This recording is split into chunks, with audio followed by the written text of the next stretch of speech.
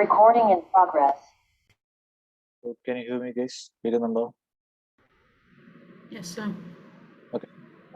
So yesterday we have discussed about options. So that's it for mainly നമ്മുടെ foreign currency exchange rate അല്ലെങ്കിൽ foreign risk management നമ്മൾ mainly പഠിക്കേണ്ട instruments. So അതിന്റെ calculations എല്ലാം നമ്മൾ നോക്കി. So next one I am going to discuss about interest rate risk management. Okay. അതിന്റെ main കാര്യങ്ങളുടെ concepts നമ്മൾ discuss ചെയ്യാം. And tomorrow we'll do the calculation. Okay. So first one, we are going to discuss about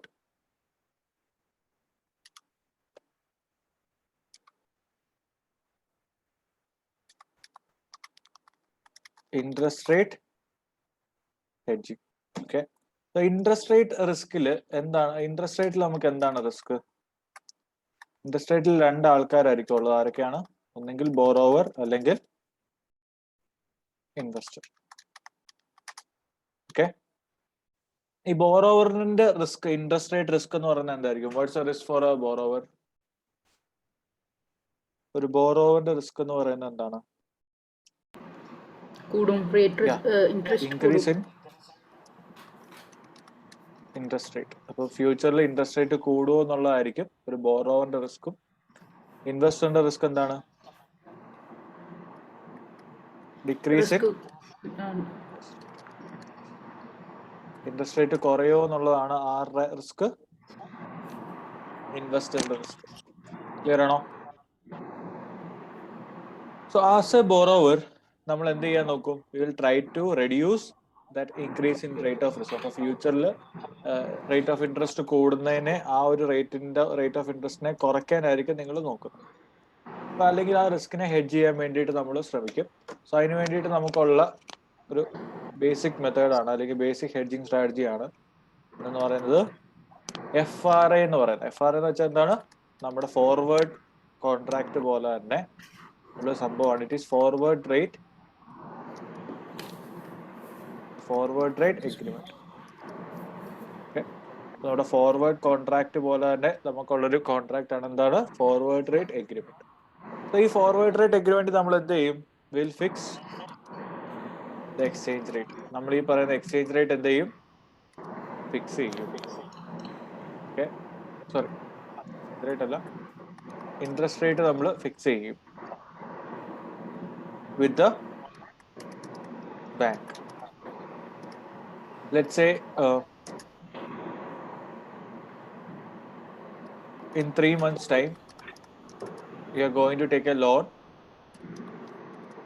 for 6 months.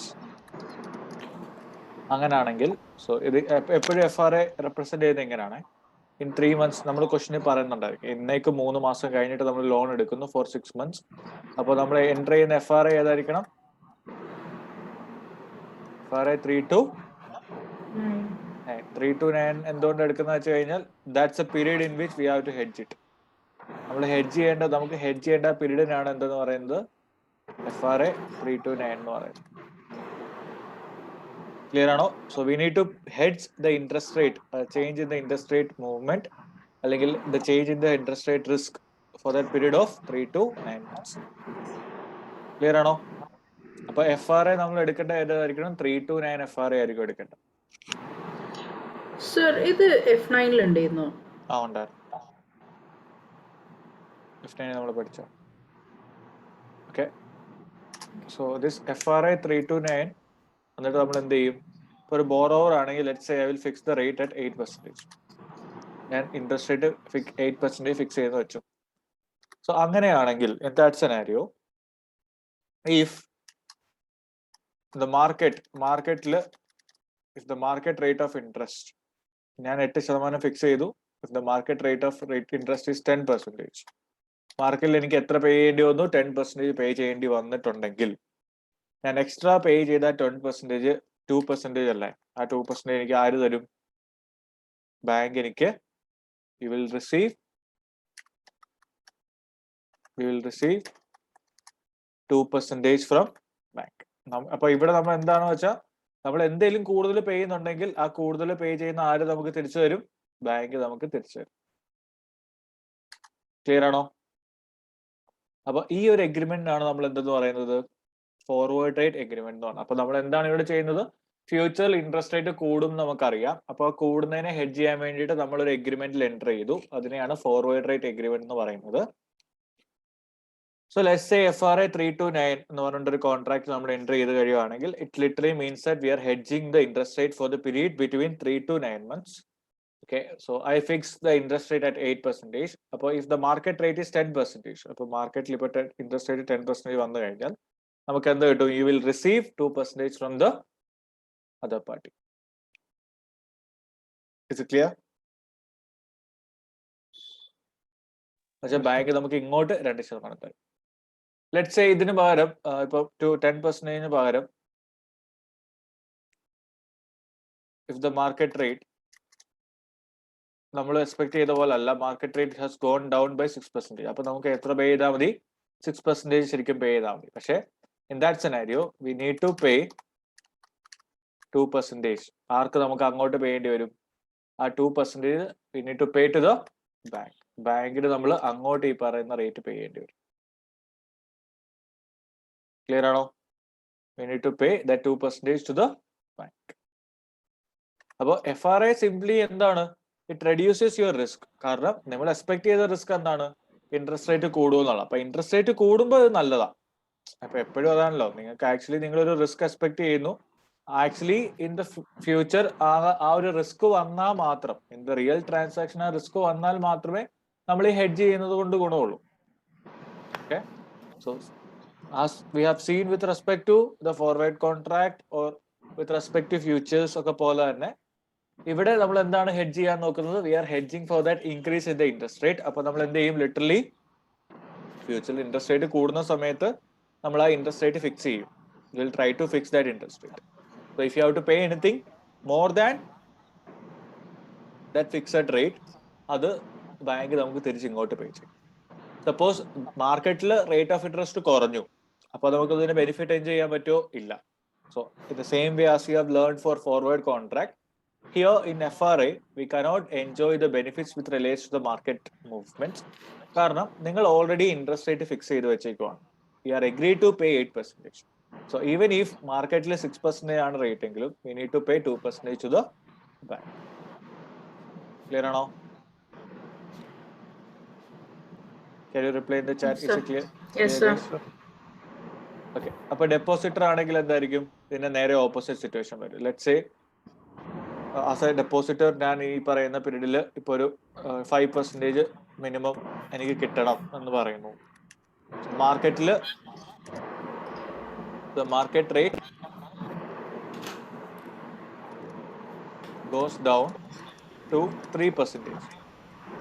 3% ആയെന്ന് വെച്ചോ. അപ്പൊ അവിടെ എന്ത് സംഭവിക്കും, നമുക്ക് ആ എക്സ്ട്രാ 2% എവിടുന്ന് കിട്ടും,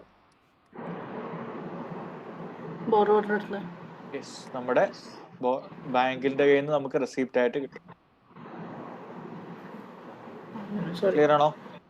നമ്മുടെ ബാങ്കിന്റെ കയ്യിൽ നിന്ന് നമുക്ക് ആ എഫക്റ്റീവ്ലി 2% റെസിപ്റ്റ് ആയിട്ട് കിട്ടും. പക്ഷെ നിങ്ങളിപ്പോ 5% ആണ് റേറ്റ് ഫിക്സ് ചെയ്തത്. സോ 5% നമ്മൾ എന്ത് ചെയ്തു, റേറ്റ് ഫിക്സ് ചെയ്തു. FRA നമ്മുടെ 5% നിങ്ങൾ എടുത്തു. If rate goes up by എത്രയാണ്, let's say to 7%. അവിടെ നമ്മൾ എന്ത് ചെയ്യും, ഈ 2% നമുക്ക് എന്തായിരിക്കും, നമുക്കൊരു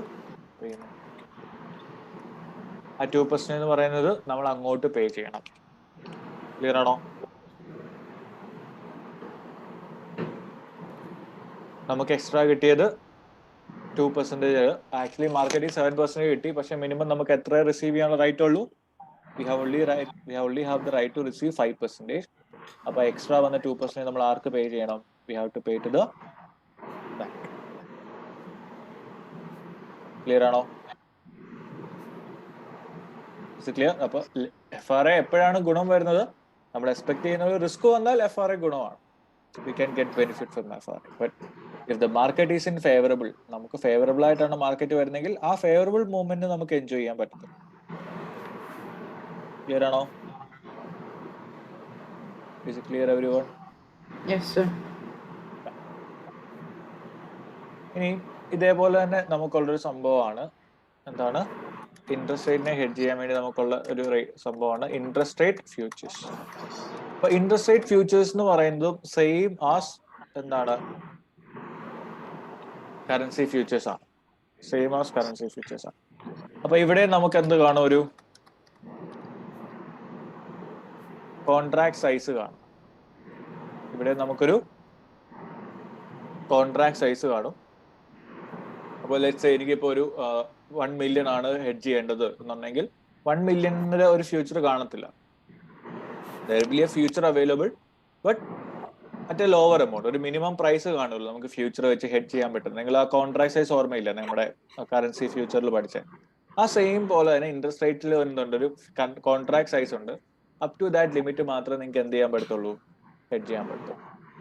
ഓക്കെ, ഇവിടെ അതേപോലെ തന്നെ നിങ്ങൾ ഇൻട്രസ്റ്റിൽ കണ്ട പോലെ തന്നെ scene with respect to currency ഇവിടെ നമുക്ക് എന്തൊക്കെയുണ്ട്? We have March, June, September, December. അങ്ങനെ 4 വട്ടം ഒരു വർഷം 4 ടൈപ്പ് ഫ്യൂച്ചേഴ്സ് ഉണ്ട്. We have March future, June future, September interest rate future and December interest rate future. അപ്പോൾ ലെറ്റ്സ് സേ നിങ്ങൾ നവംബർ ഡിസൈഡ് ചെയ്തു in 3 months time. In 3 months time എന്ന് പറയുമ്പോൾ എന്താ? നവംബർ, ഡിസംബർ, ജനുവരി കഴിഞ്ഞിട്ട് 3 മാസം കഴിയുമ്പോൾ ഒരു 1st February നിങ്ങൾ എന്തെടുക്കാൻ പോവാണ്? ഒരു ലോൺ എടുക്കാൻ പോവാണ് for a period of 6 months. അങ്ങനെയാണെങ്കിൽ നിങ്ങൾ ഏത് ഏത് ഫ്യൂച്ചർ എടുക്കും ഹെഡ്ജിങ്ങിന് വേണ്ടിയിട്ട്? മാർച്ച് ഫ്യൂച്ചർ എടുക്കോ, ജൂൺ ഫ്യൂച്ചർ എടുക്കോ, സെപ്റ്റംബർ ഫ്യൂച്ചർ എടുക്കോ, ഡിസംബർ ഫ്യൂച്ചർ എടുക്കോ? ഇതിപ്പോ നവംബർ ആണ്. Now it's November, you are going to take a loan in 3 months എന്ന് പറയുമ്പോൾ ഇൻ ഫെബ്രുവരിയിലാണ് ഞാൻ ലോൺ എടുക്കാൻ പോകുന്നത് after 3 months. So November, December, ജനുവരി കഴിഞ്ഞു. 3 months കഴിഞ്ഞതിന് ശേഷം ഞാൻ 1st February ലോൺ എടുക്കുന്നു for a period of 6 months. അങ്ങനെയാണെങ്കിൽ ഇതിനെ ഞാൻ ഹെഡ്ജ് ചെയ്യാൻ വേണ്ടിയിട്ട് will I use March future, June future, September future or December future? അതാണ് ആദ്യത്തെ ക്വസ്റ്റ്യൻ. ഏത് ഫ്യൂച്ചർ എടുക്കണം നമ്മളപ്പോ? മാർച്ച് അല്ലേ? മാർച്ച്. നമ്മൾ അവിടെ പറഞ്ഞത് എന്താണ്? നിങ്ങളുടെ റെസിപ്റ്റോ പേയ്മെന്റ് ഡേറ്റോ കഴിഞ്ഞ് തൊട്ടടുത്തുള്ള ഫ്യൂച്ചർ എടുക്കാനാണ് നമ്മൾ പറഞ്ഞത് അല്ലേ? കറൻസിയിൽ ഇവിടെ നമ്മൾ എന്താണ്? നിങ്ങളുടെ ബോറോയിങ് റേറ്റോ അല്ലെങ്കിൽ ബോറോവിന്റെയോ അല്ലെങ്കിൽ ഡെപ്പോസിറ്റ് ഡേറ്റ് എന്നാണ് നോക്കുക. നിങ്ങൾ എന്നാണ് ബോറോ ചെയ്യാൻ പോകുന്നത് അല്ലെങ്കിൽ എന്നാണ് ആക്ച്വലി ഡെപ്പോസിറ്റ് ചെയ്യാൻ പോകുന്നത്. അത് കഴിഞ്ഞ് തൊട്ടടുത്ത് എക്സ്പയർ ആവുന്ന കോൺട്രാക്ട്. അപ്പൊ ഇവിടെ ഏതെടുക്കും നമ്മള്? മാർച്ച് ഫ്യൂച്ചർ എടുക്കും. ഓക്കെ, അപ്പൊ നമ്മൾ അവിടുത്തെ പോലെ ഇവിടെ നമ്മൾ ഒരു കോൺട്രാക്ട് സെറ്റപ്പ് ചെയ്യണം. അപ്പൊ നമ്മൾ ആദ്യം we should enter into March future എന്ന് നമ്മൾ പഠിച്ചു. ഇനി നിങ്ങൾക്ക് സെക്കൻഡ് ആണ് എന്താണ്? നിങ്ങളുടെ ഹെഡ്ജിങ് സ്ട്രാറ്റജി എടുക്കണം അല്ലെ? എന്ത് സെല്ല് ചെയ്യണം, എന്ത് ബൈ ചെയ്യണം എന്നുള്ളത് അല്ലെ? പക്ഷെ ഇത് comparatively I will say that with respect to നിങ്ങളുടെ കറൻസി ഇതിലൂടെ എളുപ്പമാണ് ഹെഡ്ജിങ് സ്ട്രാറ്റജി ഇൻട്രസ്റ്റിൽ വരുമ്പോൾ. കാരണം ഇൻട്രസ്റ്റിൽ വരുമ്പോൾ ഒരിക്കലും 2 കറൻസീസ് വരത്തില്ല, ഒറ്റ കറൻസിയേ ഉള്ളൂ. നിങ്ങളുടെ ഹോം കറൻസിയിൽ തന്നെ ആയിരിക്കും നിങ്ങൾ ലോൺ എടുക്കുന്നത്, അല്ലെങ്കിൽ നിങ്ങളുടെ ഹോം കറൻസിയിൽ തന്നെ ആയിരിക്കും നിങ്ങൾ ഡെപ്പോസിറ്റ് ചെയ്യുന്നത്. അപ്പൊ നിങ്ങൾ ഏത് ബൈ ചെയ്യും, ഏത് സെല്ല് ചെയ്യും അങ്ങനെ നോക്കണ്ട. പക്ഷെ നിങ്ങളുടെ സ്ട്രാറ്റജി എങ്ങനെയാണെന്ന് വെച്ച് കഴിഞ്ഞാൽ ഹിയർ ലെറ്റ്സ് സേ ഇൻട്രസ്റ്റ് റേറ്റിന്റെ സമയത്ത് when there is interest rate നമ്മുടെ അസംഷൻ എന്താണ്? ഇവിടുത്തെ അണ്ടർലൈങ് സംഭവം എന്താ? കറൻസി ആണോ ഇൻട്രസ്റ്റ് ആണോ? ഇൻട്രസ്റ്റ് റേറ്റ് ഫ്യൂച്ചറിന്റെ അണ്ടർലൈങ് ഫാക്ടർ എന്താണ്? ഇൻട്രസ്റ്റ്. അപ്പൊ മാർക്കറ്റിൽ ഇൻട്രസ്റ്റ് റേറ്റ് മാറുന്ന അനുസരിച്ച് നിങ്ങളുടെ ഫ്യൂച്ചറിന്റെ വാല്യൂ ഇങ്ങനെ മാറും അല്ലേ? Isn't it? Yes. Okay. അപ്പൊ ഒരു ബോറോവറിനെ സംബന്ധിച്ചിടത്തോളം ഇൻട്രസ്റ്റ് റേറ്റ് ഫ്യൂച്ചറിൽ എന്താവുന്ന നമ്മുടെ എക്സ്പെക്ടേഷൻ? ഫ്യൂച്ചറിൽ അത് കൂടും. ഇൻട്രസ്റ്റ് റേറ്റ് വിൽ ഇൻക്രീസ് എന്നാണ് ആരുടെ അസംഷൻ? ഒരു ബോറോവറിന്റെ അസംഷൻ അല്ലേ? Is it clear everyone? Ranjith, Nived? Yes, sir. Yes, sir. Okay. അപ്പോൾ നിങ്ങൾ നോക്കുക, we have learned something known as present value. ഇപ്പൊ ഒരു ഐറ്റത്തിന്റെ ഇതിപ്പം ഈ ഒരു ഫ്യൂച്ചർ എന്ന് പറയുന്നതിന്റെ ഒരു കോൺട്രാക്ട് ആണല്ലോ. അപ്പൊ അതിന്റെ വാല്യൂ എന്ന് പറയുന്നത് depends on the interest rate. That is present value is equal to cash flow divided by R ആണ് നമ്മൾ അസ്യൂം ചെയ്യുന്നത്. ആ ഫ്യൂച്ചറിന്റെ വാല്യൂ കണ്ടുപിടിക്കുമ്പോൾ നമ്മൾ ഈ ഒരു അസംഷൻ കൊടുക്കുക. ഫ്യൂച്ചർ എന്ന് പറഞ്ഞ കോൺട്രാക്ട് ആണ്, ഒരു ഇൻസ്ട്രുമെന്റ് ആണ്. So present value of that future അല്ലെങ്കിൽ ഫ്യൂച്ചറിന്റെ value is equal to cash flow divide by R. ആ ഫ്യൂച്ചറിൽ നിന്ന് കിട്ടുന്ന cash flow divide by R. അങ്ങനെയാണെങ്കിൽ ഇവിടെ ആർ എന്ന് പറയുന്നത് എന്താണ്? Is inversely proportional. ആർ എന്ന് പറയുന്നത് എന്താണ്? It is inversely proportional to ഏതാണ്?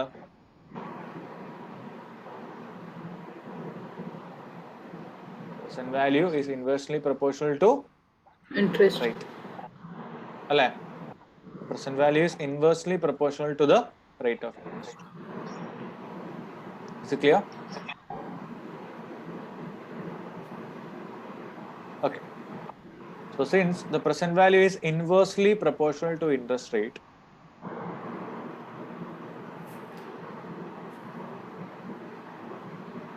ഇൻട്രസ്റ്റ് റേറ്റ് ഫ്യൂച്ചറിൽ കൂടുമെന്നാണ് നമ്മുടെ അസംഷൻ. നമ്മുടെ അസംഷൻ എന്താണ്? മാർക്കറ്റിൽ ഇൻട്രസ്റ്റ് റേറ്റ് കൂടും. അപ്പൊ ഈ ഇൻട്രസ്റ്റ് റേറ്റിന്റെ ഫ്യൂച്ചർ എന്ന് പറയുന്ന കോൺട്രാക്ടിന്റെ വാല്യൂന് എന്ത് സംഭവിക്കും? ഇപ്പൊ ഇൻട്രസ്റ്റ് റേറ്റ് ലോ ആണ്, ഫ്യൂച്ചറിൽ ഇൻട്രസ്റ്റ് റേറ്റ് ഹൈ ആവും. അപ്പോൾ we know that interest rate is inversely proportional to the value of that future. അപ്പോൾ ഇവൻ ദോ ഇൻട്രസ്റ്റ് റേറ്റിനെ ഡിപ്പെൻഡ് ചെയ്യും ആ ഫ്യൂച്ചറിന്റെ വാല്യൂ എങ്കിലും the value is inversely proportional. അപ്പോ ഇന്ന് ഫ്യൂച്ചറിന്റെ വാല്യൂ എന്താണ്? ഇൻട്രസ്റ്റ് റേറ്റ് ലോ ആകുമ്പോൾ ഇന്ന് ഇൻട്രസ്റ്റ് റേറ്റിന്റെ വാല്യൂ എന്തായിരിക്കും? ഇൻട്രസ്റ്റ് റേറ്റ് ലോ ആകുമ്പോൾ ഇന്ന് ഫ്യൂച്ചറിന്റെ വാല്യൂ എന്തായിരിക്കും? ഹൈ ആയിരിക്കും. എന്നിട്ട് ഫ്യൂച്ചറിൽ ഇൻട്രസ്റ്റ് റേറ്റ് കൂടുമ്പോൾ ഈ പറയുന്ന ഫ്യൂച്ചർ കോൺട്രാക്റ്റിന്റെ വാല്യൂ എന്താവും? becomes low. അപ്പോ നിങ്ങളുടെ സ്ട്രാറ്റജി എന്ത് വേണം? അപ്പൊ the value of this contract is high now and it is going to be low in future. നിങ്ങൾ എക്സ്പെക്ട് ചെയ്യുന്ന റേറ്റ് ഓഫ് ഇൻട്രസ്റ്റ് കൂടുവാണെങ്കിൽ അപ്പൊ നിങ്ങളുടെ സ്ട്രാറ്റജി എങ്ങനെ ആയിരിക്കും? To have a gain in the hedging നിങ്ങൾ എന്ത് ചെയ്യണം? Sell now buy later. നമ്മുടെ സ്ട്രാറ്റജി എന്തായിരിക്കും? Sell interest rate future now and buy it later എന്നുള്ള സ്ട്രാറ്റജി ആയിരിക്കും നിങ്ങൾ എടുക്കുക. Clear ആണോ? Is it clear, guys? Can you reply in the chat? Yes, sir. So ഒന്നുകൂടെ പറയാം. ഓക്കെ. അപ്പോൾ നമ്മൾ ഇവിടെ എങ്ങനെയാണ് സെൽ ഓർ ബൈ വരുന്നതെന്ന് നമ്മൾ നോക്കുവാണ്. അപ്പൊ ബോറോവറിനെ സംബന്ധിച്ചിടത്തോളം പുള്ളിയുടെ അസംഷൻ എന്താണ്? ഇൻട്രസ്റ്റ് റേറ്റ് ഫ്യൂച്ചറിൽ കൂടുമെന്നാണ് ബോറോവറിന്റെ അസംഷൻ, അല്ലേ? അപ്പോൾ ഇൻട്രസ്റ്റ് റേറ്റ് ഫ്യൂച്ചറിൽ കൂടുമ്പോൾ ഞാൻ പറഞ്ഞു ഇൻട്രസ്റ്റ് റേറ്റും ഈ പറയുന്ന ഫ്യൂച്ചറിന്റെ വാല്യൂ എന്താണ്? ഇൻവേഴ്സ്ലി പ്രൊപ്പോർഷണൽ ആണ്, അല്ലേ? അപ്പൊ ഇൻവേഴ്സ്ലി പ്രൊപ്പോർഷണൽ ആയത് കാരണം when interest rate is increasing in the market ആ ഫ്യൂച്ചറിന്റെ വാല്യൂ എന്താവും? ലോ ആവും. ഇപ്പൊ ഇൻട്രസ്റ്റ് റേറ്റ് കുറഞ്ഞിരിക്കുന്ന സമയമാണ്. അപ്പൊ ഇൻട്രസ്റ്റ് ആ ഫ്യൂച്ചർ കോൺട്രാക്ടിന്റെ വാല്യൂ എന്തായിരിക്കും? ഹൈ ആയിരിക്കും. അപ്പൊ നമ്മളുടെ സ്ട്രാറ്റജി എന്തായിരിക്കണം? നമുക്ക് ഗെയിൻ ഉണ്ടാക്കണം. Through hedging we have to make a gain. അപ്പൊ നമ്മൾ എങ്ങനെ സ്ട്രാറ്റജി പ്രിപ്പയർ ചെയ്യുന്നത്? We will sell it now. നമ്മൾ ഈ പറഞ്ഞ ഫ്യൂച്ചർ ഇപ്പൊ സെല് ചെയ്യും. അതിന്റെ ഫ്യൂച്ചറിൽ വന്നിട്ട് നമ്മൾ എന്ത് ചെയ്ത് മനസ്സിലായോ? അപ്പൊ അത് ത്രൂ നമുക്ക് എന്ത് വരും? അപ്പൊ ഒരു ഗെയിൻ വരും. ഈ ഗെയിൻ യൂസ് ചെയ്തിട്ട് നമ്മുടെ ആ ഇൻട്രസ്റ്റ് റേറ്റിൽ വന്ന എക്സ്ട്രാ ഇൻക്രീസിന്റെ ആ ലോസിനെ നമ്മൾ നെറ്റ് ഓഫ് ചെയ്യും. ക്ലിയർ ആണോ? അപ്പോ ബോറോവറിന്റെ പെർസ്പെക്റ്റീവ് എടുക്കുമ്പോ എപ്പോഴും സെൽ നൗ ആയിരിക്കും സ്ട്രാറ്റജി. അതാണ്. അപ്പൊ അതാണ് ഇവിടുത്തെ ഒരു നമ്മുടെ അഡ്വാൻറ്റേജ്. നമ്മൾ അതായത് പറഞ്ഞാൽ കൂടുതൽ ചിന്തിക്കേണ്ട ആവശ്യമില്ല. Whenever you are trying to hedge against the increase in interest rate നമ്മുടെ സ്ട്രാറ്റജി എന്തായിരിക്കും? സെൽ ഫ്യൂച്ചർ കോൺട്രാക്ട് നൗ എന്നായിരിക്കും. മനസ്സിലായോ? It's clear Ranjith? ഓക്കെ. അപ്പൊ ഇനി ഇതേപോലെ അപ്പൊ നമ്മുടെ like if you are a borrower as you discuss now നമ്മൾ എന്ത് ചെയ്യുക? നമ്മുടെ ഹെഡ്ജിങ് സ്ട്രാറ്റജി എപ്പോഴും എന്തായിരിക്കും? അപ്പോ സെൽ നൗ ബൈ ലേറ്റർ ആയിരിക്കും. ക്ലിയർ ആണോ? ഇനി നമ്മൾ നോർമലി ചെയ്യുന്ന പോലെ തന്നെ ഇന്നത്തെ സ്പോട്ടിലെ ഇൻട്രസ്റ്റ് റേറ്റ് എന്താന്ന് നോക്കുക, സ്പോട്ട് റേറ്റ്, ദെൻ നമ്മൾ എടുത്ത ഫ്യൂച്ചറിന്റെ റേറ്റ് തമ്മിൽ നോക്കുക. ഇത് തമ്മിലുള്ള ഡിഫറൻസിനാണ് നമ്മൾ എന്തെന്ന് പറയുന്നത്, ബേസിസ്. എന്നിട്ട് നമുക്ക് എന്നത്തെ റേറ്റ് അറിയാം,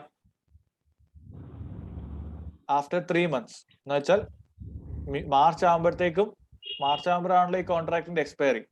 മാർച്ച് ആകുമ്പോഴത്തേക്കും നമുക്കറിയാം അന്നത്തെ സ്പോട്ട് റേറ്റും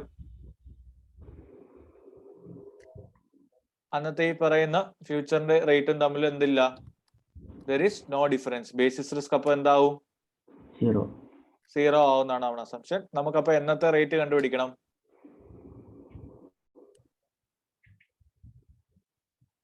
we have to calculate the rate in February. നമുക്ക് ഫെബ്രുവരിയിലെ റേറ്റ് കണ്ടുപിടിക്കണം. ഓക്കെ, അപ്പൊ ഇത് എന്തിന്റെ ബേസ് നമ്മൾ കണ്ടുപിടിക്കും, നമ്മൾ ഫ്യൂച്ചേഴ്സ് ചെയ്ത പോലെ തന്നെ ആ അൺഎക്സ്പെയർഡ് ബേസിസ് നമ്മൾ എന്ത് ചെയ്യും, വിൽ കാൽക്കുലേറ്റ്. അൺഎക്സ്പെയർഡ് ബേസിസിൽ നിങ്ങൾ എങ്ങനെയാണോ കറൻസി ഫ്യൂച്ചർ ചെയ്തത് അതേപോലെ അൺഎക്സ്പെയർഡ് ബേസിസ് നമ്മൾ എന്ത് ചെയ്യും, വിൽ കാൽക്കുലേറ്റ് ദ ആ ഫ്യൂച്ചറിന്റെ rate of interest calculate. Clear ആണോ? നമ്മൾ കറൻസിയിൽ ചെയ്തില്ലേ അതേപോലെ തന്നെ. ഇത് clear? Ranjith, Najla, Deenu. Yes, sir. Then ഇനി നെക്സ്റ്റ് വൺ എന്താ, you have to calculate the gain ആണോ ലോസ് ആണോ വരുന്നത് നോക്കുക. അപ്പോൾ നമ്മൾ സെല്ല് ചെയ്തു, ദെൻ ലേറ്റർ ഓൺ നമ്മൾ എന്ത് ചെയ്യുന്നു, ക്ലോസ് ഔട്ട് ചെയ്യുമ്പോൾ ബൈ ചെയ്തു. സോ അത് through we have to check whether it's a gain or loss. ഇത് ഫ്യൂച്ചർ ആയതുകൊണ്ട് ഗെയിൻ വന്നാൽ ലോസ് ആണെങ്കിൽ നമ്മൾ എന്ത് ചെയ്തേ പറ്റൂ, ഗെയിൻ ആണെങ്കിലും ലോസ് ആണെങ്കിലും നമ്മൾ എന്ത് ചെയ്തേ പറ്റൂ, എക്സസൈസ് ചെയ്തേ പറ്റും അല്ലെ. നമ്മൾ ആ എടുത്തു വെച്ചിരുന്ന റേറ്റിന് നമ്മൾ എന്ത് ചെയ്യും, whether it's a gain or loss will exercise ചെയ്യും. നമ്മൾ ആ ഫിക്സ് ചെയ്ത റേറ്റിന് നമ്മളിപ്പോ കണ്ടുപിടിച്ച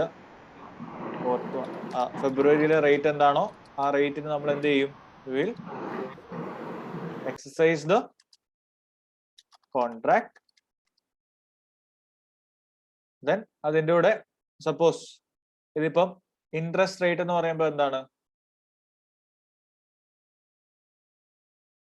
ഇൻട്രസ്റ്റ് റേറ്റ് എന്ന് പറഞ്ഞാൽ എന്താ, നിങ്ങൾക്ക് പേയ്മെന്റ് അല്ലേ, literally it's a payment right. Interest rate borrower എന്ന് പറയുമ്പോൾ ഇൻട്രസ്റ്റ് പേ ചെയ്യുക പുള്ളി.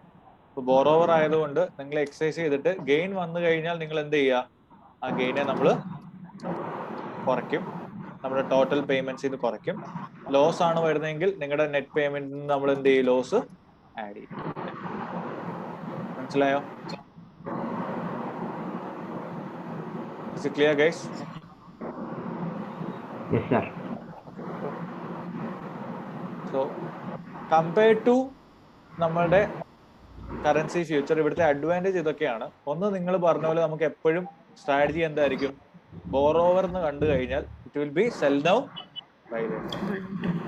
ആകെ നിങ്ങളുടെ ഒരു ബുദ്ധിമുട്ട് ലൈക്ക് അല്ലെങ്കിൽ ഒരു ഡിഫിക്കൽറ്റി അല്ല, അൺഎക്സ്പെയർഡ് ബേസ് നമ്മൾ അവിടെ ചെയ്ത പോലെ അൺഎക്സ്പെയർഡ് ബേസ് കണ്ടുപിടിക്കുക. ഇവിടെ നിങ്ങൾ അൺഎക്സ്പെയർഡ് ബേസ് കണ്ടുപിടിക്കുമ്പോൾ ഒരു കാര്യം ഓർത്തിരിക്കണം, ഇതിപ്പോ എന്തായിരുന്നു നമ്മൾ അസ്യൂം ചെയ്തത്, ഇതിപ്പോ എത്രയാന്നാ, നവംബർ ആണ് അല്ലെ. നവംബർ ടു മാർച്ച് എത്ര മാസം ഉണ്ട്, നവംബർ, ഡിസംബർ, ജാനുവരി, ഫെബ്രുവരി, മാർച്ച്, 5 months അല്ലെ. എക്സ്പയർ ആകുമ്പോഴത്തേക്ക് ഫസ്റ്റ് നവംബർ ആണെന്ന് വെച്ചു, നവംബർ, ഡിസംബർ, ജാനുവരി, ഫെബ്രുവരി, മാർച്ച്, 5 months. അപ്പോൾ ഇവിടെ നിങ്ങൾ അൺഎക്സ്പെയർഡ് കണ്ടുപിടിക്കുമ്പോൾ നിങ്ങൾ എങ്ങനെയാ കണ്ടുപിടിക്കുന്നത്, ഫെബ്രുവരിയിലെ അൺഎക്സ്പെയർഡ് അപ്പൊ എന്താണോ നിങ്ങളുടെ ബേസിസ് അത് ഇൻറ്റു ഫെബ്രുവരി ആയപ്പോഴത്തേക്ക് ഇനി അൺഎക്സ്പെയർഡ് എത്രയേ ഉള്ളൂ, ഫസ്റ്റ് ഫെബ്രുവരി അല്ല, അപ്പൊ ഫെബ്രുവരിയിലെ മാർച്ചിലെ ആയിരിക്കും അൺഎക്സ്പെയർഡ് ആയിട്ട് കിടക്കുന്നത്. അപ്പൊ 2/5. അപ്പൊ നിങ്ങൾ ആ അൺഎക്സ്പെയർഡ് ബേസ് ഇവിടെ കണ്ടുപിടിക്കുമ്പോൾ you have to calculate it from the date, from today to March വേണം നിങ്ങൾ എന്ത് ചെയ്യാൻ, അൺഎക്സ്പെയർഡ് ബേസ് കണ്ടുപിടിക്കും. ക്ലിയർ ആണോ? Yes, sir. Ranjit, Najla, Dinu, Yes, sir. Nivedh. Okay. So ഇതൊരു കാര്യം ശ്രദ്ധിക്കുക. പിന്നെ ഫൈനലി എപ്പോഴും ഗെയിൻ ഓർ ലോസ് കണ്ടുപിടിക്കണം. കാരണം ഫ്യൂച്ചർ ആണ്. Anyway will exercise it. We have to find the gain or loss. And finally നമ്മൾ കോൺട്രാക്ട് എക്സസൈസ് ചെയ്യുന്നു. ഇതൊരു ഇൻട്രസ്റ്റ് പേയ്മെന്റ് ആയതുകൊണ്ട് ഗെയിൻ വന്നു കഴിഞ്ഞാൽ കുറയ്ക്കുക, ലോസ് വന്നു കഴിഞ്ഞാൽ ആഡ് ചെയ്യുക. ക്ലിയർ ആണോ?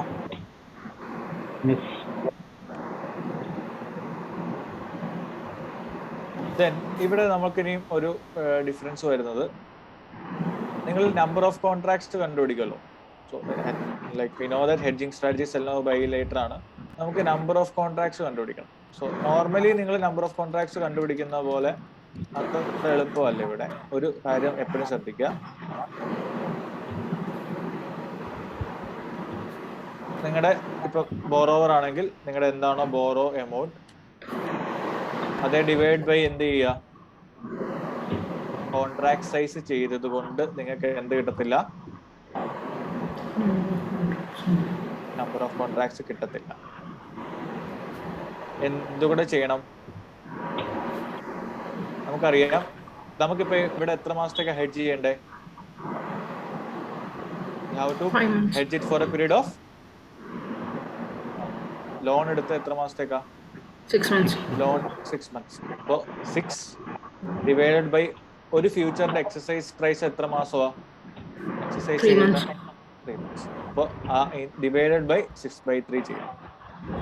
ഓക്കെ. അപ്പൊ ഇവിടെ ആ ഇൻട്രസ്റ്റിലോട്ട് വരുമ്പോൾ പിന്നെ നമ്പർ ഓഫ് കോൺട്രാക്ട്സ് കണ്ടുപിടിക്കുന്ന ഒരു മാറ്റം വരും. സോ നമ്പർ ഓഫ് കോൺട്രാക്ട്സ് നമ്മൾ കാൽക്കുലേറ്റ് ചെയ്ത് എങ്ങനെയായിരിക്കും? ചുമ്മാ borrow amount divide by contract size അല്ല, ഇൻറ്റു നിങ്ങളുടെ ലോൺ പീരീഡ് എത്ര നോക്കുക, ഡിവൈഡഡ് ബൈ 3. ഈ 3 എപ്പോഴും ഫിക്സ് ആയിരിക്കും. മനസ്സിലായോ? അപ്പൊ ഇതും ഒരു ഡിഫറൻസ് ആണ് കമ്പയർഡ് ടു. അപ്പൊ ജസ്റ്റ് നിങ്ങൾ കറൻസി ഫ്യൂച്ചർ പഠിച്ചു കഴിഞ്ഞാൽ അതുമായിട്ട് കമ്പയർ ചെയ്ത് പഠിച്ചാൽ മതി. അപ്പൊ നമ്മുടെ കറൻസി ഫ്യൂച്ചറിൽ എന്താ ചെയ്തത്? Since the currencies are different, നമ്മൾ ആദ്യം കൺവേർട്ട് ചെയ്തിട്ട് ഡിവൈഡ് ബൈ കോൺട്രാക്ട് സൈസ് ചെയ്യുക. പക്ഷെ ഇവിടെ നമുക്ക് ചിലപ്പോൾ 3 months കൂടുതലൊക്കെ ഹെഡ്ജ് ചെയ്യേണ്ടി വരുന്നത് കൊണ്ട് നമ്മുടെ ഒരു കോൺട്രാക്ട് വെച്ചിട്ട് നമുക്ക് 3 മാസം വരെ ഹെഡ്ജ് ചെയ്യാൻ പറ്റത്തുള്ളൂ. സോ ഇൻറ്റു എത്ര നാളാണ് നിങ്ങൾക്ക് ഹെഡ്ജ് ചെയ്യേണ്ടത്, ഡിവൈഡഡ് ബൈ ഒരു കോൺട്രാക്ടിന്റെ മിനിമം ഹെഡ്ജിങ് പീരീഡ് എത്രയാണ്? 3 months. അത് എപ്പോഴും ഫിക്സ് ആയിരിക്കും. ഈ ന്യൂമറേറ്റർ എപ്പോഴും മാറും. അതിപ്പോ 6 ആവാം, 5 ആവാം, 9 ആവാം. It will be given in the question. അപ്പൊ അതും ഒരു ഡിഫറെന്റ് ആണ്. ഈ കാര്യങ്ങളൊക്കെ നിങ്ങൾ ശ്രദ്ധിച്ചാൽ മതി. ഹെഡ്ജിങ് സ്ട്രാറ്റജി എപ്പോഴും ഓർത്തിരിക്കുക. It will be sell now buy later. Then number of contracts calculate ചെയ്യുമ്പോൾ ഈ പറഞ്ഞ 6/3 അത് സംഭവം ഓർക്കുക. ദെൻ അൺഎക്സ്പെയർഡ് കാൽക്കുലേഷൻ ഇതെല്ലാം ഓൾമോസ്റ്റ് സെയിം ആണ്. അൺഎക്സ്പെയർഡ് കാൽക്കുലേഷനും ഓൾമോസ്റ്റ് സെയിം ആണ്. പിന്നെ ഈ പറയുന്ന ഒരു സംഭവം ഓർത്തിരിക്കുക. നിങ്ങൾ ലോൺ ഇപ്പൊ നവംബറിലാണ്, നമുക്ക് ക്വസ്റ്റ്യൻ അത് എപ്പോഴും പറയും, ഇന്നത്തെ ഡേറ്റ് തരും. ഇന്നത്തെ ഡേറ്റിൽ നിന്ന് ഇത്ര ദിവസം കഴിയും, ഇത്ര മാസം കഴിയുമ്പോഴായിരിക്കും നിങ്ങൾ ലോൺ എടുക്കാൻ പോകുന്നത്. ഓക്കെ. സോ ആ ഇന്നത്തെ ഡേറ്റും നിങ്ങളുടെ ഫ്യൂച്ചർ അല്ലെങ്കിൽ എന്താണോ നിങ്ങൾ ഫ്യൂച്ചർ ആണോ ഓപ്ഷൻ ആണോ നിങ്ങൾ ഏതാണോ ഇപ്പൊ മാർച്ചോ ജൂണോ എന്താണോ എടുക്കുന്നത് ആ അവിടം വരെയുള്ള ടൈം പീരീഡ് വെച്ചിട്ട് വേണം അൺഎക്സ്പെയർഡ് കാര്യം. അതാണ് പിന്നെ നിങ്ങൾ ഇവിടെ ശ്രദ്ധിക്കേണ്ട കാര്യം. ദെൻ ഈ നമ്പർ ഓഫ് കോൺട്രാക്ട്സിന്റെ ക്ലിയർ ആണോ? ഇതെല്ലാം കഴിഞ്ഞിട്ട് ഇത് ഇൻട്രസ്റ്റ് റേറ്റ് ആയതുകൊണ്ട് നിങ്ങൾക്ക് ഫൈനലി കിട്ടുന്ന എമൗണ്ടിന്റെ എന്ത് നിങ്ങൾ കണ്ടുപിടിക്കുക, you have to calculate effective rate. Effective rate എന്ന് പറഞ്ഞ സംഭവം ഒന്നുമില്ല. എഫക്റ്റീവ് റേറ്റ് നമ്മൾ കാൽക്കുലേറ്റ് ചെയ്യുന്നത് എന്താണ്, നിങ്ങളുടെ നെറ്റ് ഇൻട്രസ്റ്റ് ഗെയിൻ ഒക്കെ വെച്ചിട്ടുള്ള നെറ്റ് ഇൻട്രസ്റ്റ് എന്താണെന്ന് കാൽക്കുലേറ്റ് ചെയ്യുക. അതേ ഡിവൈഡ് ബൈ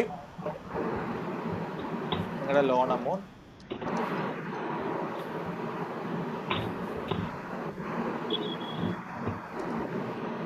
ഇൻറ്റു 12/3 അല്ലെങ്കിൽ ഇപ്പം 6 മാസത്തേക്കാണെങ്കിൽ 12/6 ചെയ്യും. കാരണം നമ്മൾ എന്താണ് ഇത് ചെയ്യുന്നത്, net interest divide by loan amount എന്ന് പറയുന്നത് 6 മാസത്തേക്കുള്ള. എഫക്റ്റീവ്ലി നമുക്ക് എന്തറിയണം, we need to know the interest rate for the 1 year. അപ്പൊ അത് കിട്ടാൻ വേണ്ടിയിട്ടാണ് നിങ്ങൾ ഈ പറഞ്ഞ 12/6 ചെയ്യുന്നത്. അപ്പൊ ചിലപ്പോൾ എഫക്റ്റീവ് റേറ്റ് കണ്ടുപിടിക്കാൻ പറയും. സോ അത് ക്വസ്റ്റ്യൻ അനുസരിച്ച് വരും. 12 × 12 ആണ്. ഡിവൈഡ് ബൈ എത്ര എന്നുള്ളത് ക്വസ്റ്റ്യനെ ഡിപ്പെൻഡ് ചെയ്യും. ദാറ്റ് എക്സ് ഫാക്ടർ എന്ന് പറയും. എഫക്റ്റീവ് റേറ്റ് കൂടെ കാൽക്കുലേറ്റ് ചെയ്യും. ക്ലിയർ? ലാസ്റ്റിലെ എഫക്റ്റീവ് റേറ്റ് കണ്ടുപിടിക്കുന്നത് എങ്ങനെ മനസ്സിലായി? ഇറ്റ്സ് ലൈക്ക് ആ ഓവറോൾ ഇയറിലെ എഫക്റ്റീവ് റേറ്റ് കണ്ടുപിടിക്കുക എന്നുള്ളതാണ്. നമ്മൾ കണ്ടുപിടിച്ചത് ഇപ്പോൾ 6 monthsലേക്കുള്ള റേറ്റ് ആയിരിക്കും. അത് വെച്ചിട്ട് നമുക്ക് ഒരു വർഷത്തേക്കുള്ള എഫക്റ്റീവ് റേറ്റ് കണ്ടുപിടിക്കാം. ഇൻറ്റു 12 വെച്ച്. ക്ലിയർ ആണോ? Yes, sir. സാർ പറഞ്ഞോ. ആ എക്സ് എന്ന് പറയുന്ന ലോൺ ഡ്യൂറേഷൻ ആണോ? അതെ.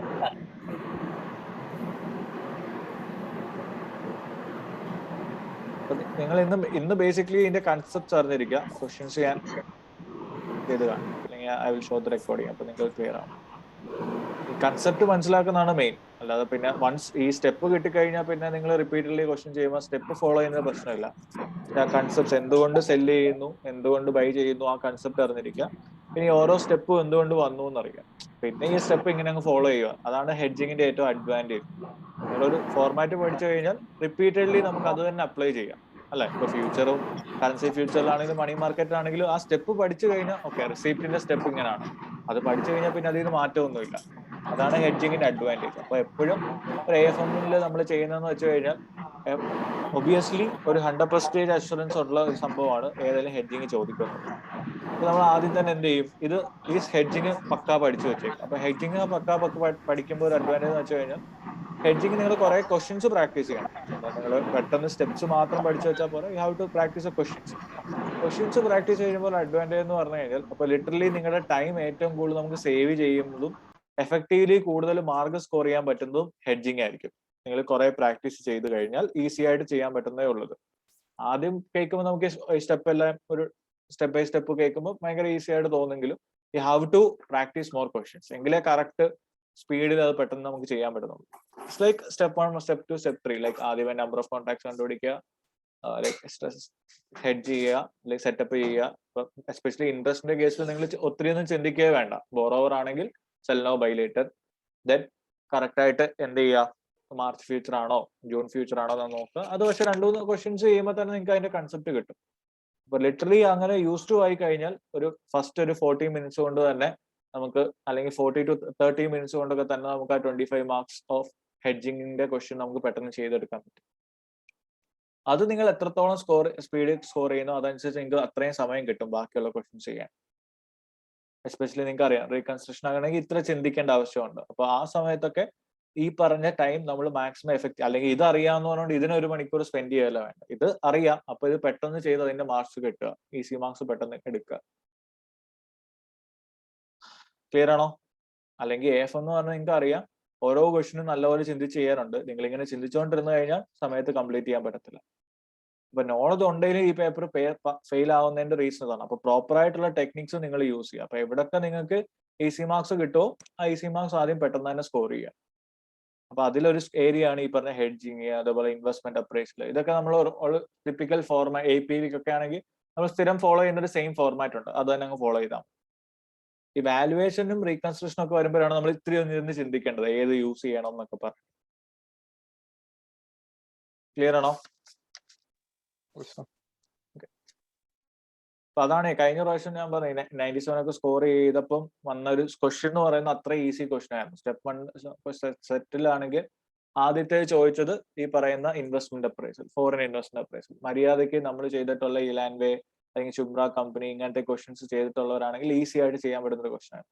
പിന്നെ ചോദിച്ചത് ഒരു ഇൻട്രസ്റ്റ് റേറ്റോ ഫോറിൻ കറൻസി എന്താണെങ്കിലും ഹെഡ്ജ് ചെയ്യാൻ പറഞ്ഞു. അത് ലിറ്ററലി ക്വസ്റ്റ്യൻ ചെയ്തിട്ടുണ്ടെങ്കിൽ ചെയ്യാൻ പറ്റും. രണ്ടാമത്തേതാണെങ്കിൽ ഒരു വാല്യുവേഷൻ, അത്യാവശ്യം ഈസി ആയിട്ടുള്ള വാല്യുവേഷൻ ചെയ്ത് പഠിച്ചു കഴിഞ്ഞാൽ ഡയറക്ട്ലി ഉള്ളൊരു വാല്യുവേഷൻ, വലിയ കോംപ്ലിക്കേറ്റഡ് ഒന്നും ഇല്ല.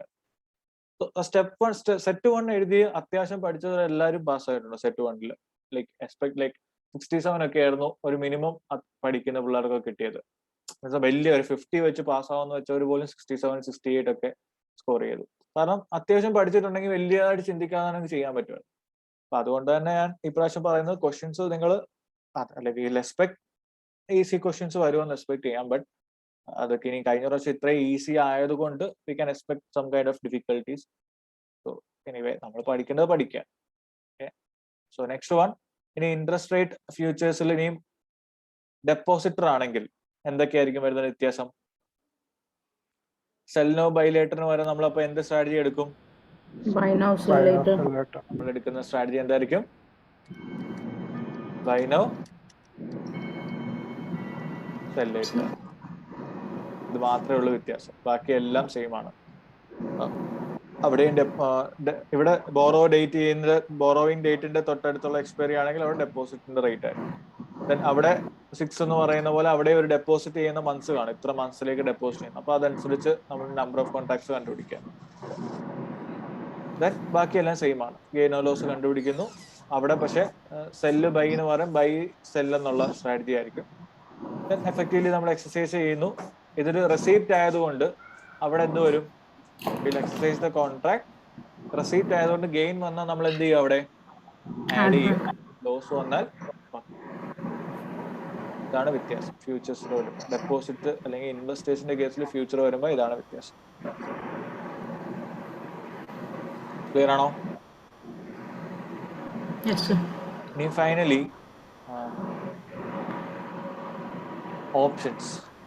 സോ ഓപ്ഷൻസ് വരുമ്പോഴും സെയിം ഇതേപോലെ എന്തുണ്ട്? As we have discussed with respect to currency options, ഇവിടെ മാർച്ച് ഉണ്ട്, ജൂൺ, ദെൻ സെപ്റ്റംബർ, ഡിസംബർ. അങ്ങനെ എന്തുണ്ട്? 4 ഡിഫറെന്റ് ടൈപ്സ് ഓഫ് ഓപ്ഷൻസ് ഉണ്ട്. നമ്മൾ സെയിം ആസ് ഫ്യൂച്ചർ നിങ്ങൾ അപ്ലൈ ചെയ്ത അതേ കൺസെപ്റ്റ് തന്നെ ഇവിടെ അപ്ലൈ ചെയ്യുക. ഡെപ്പോസിറ്റിംഗ് റേറ്റോ ഇൻവെസ്റ്റിംഗ് റേറ്റോ കഴിഞ്ഞിട്ടുള്ള തൊട്ടടുത്തുള്ള ഓപ്ഷൻ എടുക്കുക. ഇവിടെ നിങ്ങൾ ജസ്റ്റ് ഇത്ര ഓർത്താൽ മതി. ഇഫ് ഇറ്റ്സ് എ ബോറോവർ, പുള്ളി ഏത് ഓപ്ഷൻ എടുക്കും? ബോറോവർ ആണെങ്കിൽ എന്ത് ഫ്യൂച്ചർ ആയിരുന്നു എടുക്കുന്നത്? സെൽ നൗ ബൈ ലേറ്റർ അല്ലായിരുന്നു എടുക്കുന്നത് അല്ലേ? Yes, sir. ഓക്കെ, അപ്പൊ സെൽ നൗ എന്ന് പറയുമ്പോൾ ഓപ്ഷനിൽ അത് ഏത് വരും? ഓപ്ഷൻ. മനസ്സിലായോ? അപ്പൊ ബോറോവർ ആണെങ്കിൽ എപ്പോഴും എന്തിലായിരിക്കും എൻട്രി ചെയ്യുന്നത്? The borrower will entry into put option to hedge against the rise in interest rate. Borrower അപ്പം എപ്പോഴും എന്ത് എടുക്കും? He will enter into put option to hedge against the interest rate, rise in interest rate. Clear ആണോ? Can you reply in the chat? Yes, sir. ഇനി depositor ആണെങ്കിലോ? Call option. Yes, പുള്ളി അവിടെ എന്തെടുക്കും? Call option എടുക്കും. അപ്പൊ ഇവിടെയും വ്യത്യാസമൊന്നുമില്ല. So always ഇത് സെയിം ആയിരിക്കും. സോ ഇവിടെ നമുക്ക് വലിയ രീതിയിലുള്ള കൺഫ്യൂഷൻ ഒന്നും വരാനില്ല.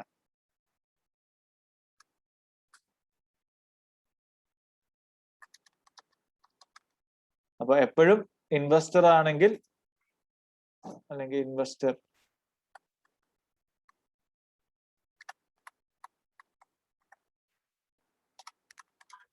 എപ്പോഴും ഇൻവെസ്റ്റർ ആണെങ്കിൽ എന്താണ്? Call option. ബോറോവർ ആണെങ്കിൽ പുട്ട് ഓപ്ഷൻ. ഇത്രയാവും. ക്ലിയർ ആണോ? Yes, sir. ഇനി ഓപ്ഷന്റെ കേസിൽ എന്തോടെ വരും? എപ്പോഴും ഓർക്കുക, ഓപ്ഷൻ ആകുമ്പോൾ എന്തോടെ വരണം? Premium. പ്രീമിയം പേയബിൾ വരും എപ്പോഴും. അപ്പൊ ആ പ്രീമിയം നിങ്ങൾ ആദ്യം തന്നെ കാൽക്കുലേറ്റ് ചെയ്യുക. നമ്മൾ ഇന്നലെ ഓപ്ഷനിൽ കണ്ട പോലെ ആ കറക്റ്റ് ആയിട്ടുള്ള എക്സസൈസ് പ്രൈസ് വെച്ചിട്ട് നമ്മൾ എന്ത് കാൽക്കുലേറ്റ് ചെയ്യാം? Premium calculate. പിന്നെ ഒരു അഡ്വാൻറ്റേജ് എന്താണ്? ഓപ്ഷനകത്തിൽ നമ്മൾ ഗെയിൻ ഓർ ലോസ് കാൽക്കുലേറ്റ് ചെയ്യും. ഗെയിൻ ആണെങ്കിൽ മാത്രമേ നമ്മൾ എന്ത് ചെയ്യത്തുള്ളൂ? It's a gain, then will exercise it. Loss ആണെങ്കിൽ നമ്മൾ എക്സസൈസ് ചെയ്യത്തില്ല. ക്ലിയർ ആണോ? Yes, sir. ഓക്കെ, അപ്പോൾ നമ്മൾ ഡിസ്കസ് ചെയ്ത എന്തൊക്കെയായിരുന്നു? V have discussed about 3 different types of instruments: currency future, currency options, sorry interest rate futures, interest rate options, അതേപോലെ തന്നെ ഫോർവേഡ് റേറ്റ് എക്വിറ്റി. ക്ലിയർ ആണോ എല്ലാവർക്കും? Yes, sir.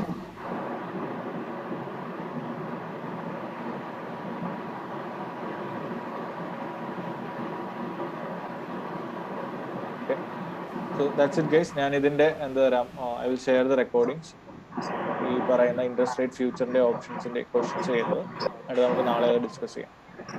സോ ഈ രണ്ടെണ്ണവും കമ്പൈൻഡ് ആയിട്ട് ശേഷം നമുക്കിനി പഠിക്കാനുള്ളതാണ് ഇൻട്രസ്റ്റ് റേറ്റ് സ്വാപ്പ് എന്നൊക്കെ പറഞ്ഞിട്ട്. അപ്പോൾ ഇത് literally it's almost similar to currency future and currency option. അപ്പൊ ആകെ വ്യത്യാസം വരുന്ന സിറ്റുവേഷൻസ് എന്തൊക്കെയാണെന്ന് ഞാൻ പറഞ്ഞു. ഒന്ന്, നിങ്ങൾ ഈ പറഞ്ഞ നമ്പർ ഓഫ് കോൺട്രാക്ട്സ് ഒക്കെ കാൽക്കുലേറ്റ് ചെയ്യുമ്പോൾ എന്ത് കാൽക്കുലേറ്റ് ചെയ്യണം? ഇൻറ്റു എത്ര നാളാണോ നിങ്ങളുടെ ഹെഡ്ജിങ് പീരീഡ് ഡിവൈഡഡ് ബൈ 3 ചെയ്യണം.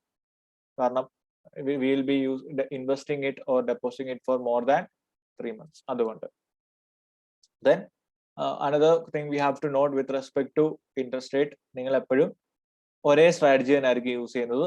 മാറി ചിന്തിക്കേണ്ട ആവശ്യമില്ല. കാരണം ഇവിടെ രണ്ട് കറൻസി വരുന്നില്ല. Currency will be A same currency. ചില സമയത്തൊക്കെ ക്വസ്റ്റിനകത്തിൽ ഒരു വട്ടം എനിക്ക് തോന്നുന്നു ഡിസംബറിലാണെന്ന് തോന്നുന്നു, കഴിഞ്ഞ ഡിസംബറിൽ ഇവര് നമ്മളോട് പറഞ്ഞു 3 വർഷത്തേക്ക് ലോൺ എടുക്കുമെന്ന്. അപ്പൊ സ്റ്റുഡൻസ് എല്ലാം ഇത് ചെയ്തില്ല.